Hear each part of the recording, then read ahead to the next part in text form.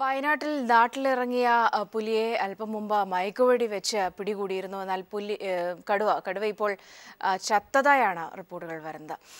വിവരങ്ങളുമായി Anoop K R ചേരുന്നുണ്ട്. അനൂപ്, വിശദാംശങ്ങൾ. വയനാട് പുൽപ്പള്ളിയിൽ ജനവാസ കേന്ദ്രത്തിൽ ഇറങ്ങി ഭീതി പരത്തിയ കടുവയെ വനംവകുപ്പ് മയക്കുവെടി വെച്ച് പിടികൂടുന്നതിനിടെ കൊല്ലപ്പെട്ടതായാണ് ഇപ്പോൾ വനംവകുപ്പിൽ നിന്ന് ലഭിക്കുന്ന വിവരം. പുൽപ്പള്ളി ചീയമ്പം 73 കോളനിക്കടുത്ത കാപ്പിത്തോട്ടത്തിൽ വെച്ച് മണിക്കൂറുകൾ പരിശ്രമിച്ചാണ് വനംവകുപ്പ് കടുവയെ 4 തവണ മയക്കുവെടി വെച്ച് പിടികൂടിയത്. എന്നാൽ കടുവയുടെ ശരീരത്തിൽ മുൻകാലുകളിൽ അടക്കം നിരവധി പരിക്കുകൾ ഉണ്ടായിരുന്നു. ഈ പരിക്കുകൾ കാരണമാണ് കടുവ ജനവാസ കേന്ദ്രത്തിൽ ഇരതേടാൻ ഇറങ്ങിയത് എന്നാണ് വനംവകുപ്പിൽ നിന്ന് നമുക്ക് ലഭിക്കുന്ന വിവരം. രാവിലെ 7:30 പുൽപ്പള്ളി ചീയമ്പം 73 കോളനിയിൽ കടുവയെ കണ്ടത്. ജനവാസ കേന്ദ്രത്തിൽ കടുവയെ കണ്ടെത്തിയത് നാട്ടുകാരെ ആകെ ഭീതിയിലാഴ്ത്തിയിരുന്നു. കോളനിവാസികൾ വിവരം അറിയിച്ചതിനെ തുടർന്ന് വനംവകുപ്പ് ഉദ്യോഗസ്ഥർ പ്രദേശത്തെത്തി തിരച്ചിൽ നടത്തുകയായിരുന്നു.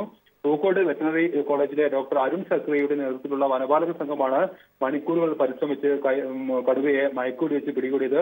ഏതാണ്ട് 10 വയസ്സ് കടുവയ്ക്ക് പ്രായം തോന്നിക്കുന്നുണ്ട്. മുൻകാലുകളിൽ വലിയ പരിക്കുകളുണ്ട്. ഇതുമൂലം ആണ് കടുവയ്ക്ക് ഇരതേടാനുള്ള ശേഷി നഷ്ടപ്പെട്ടതെന്നാണ് വനവകുപ്പ് അധികൃതർ പറയുന്നത്.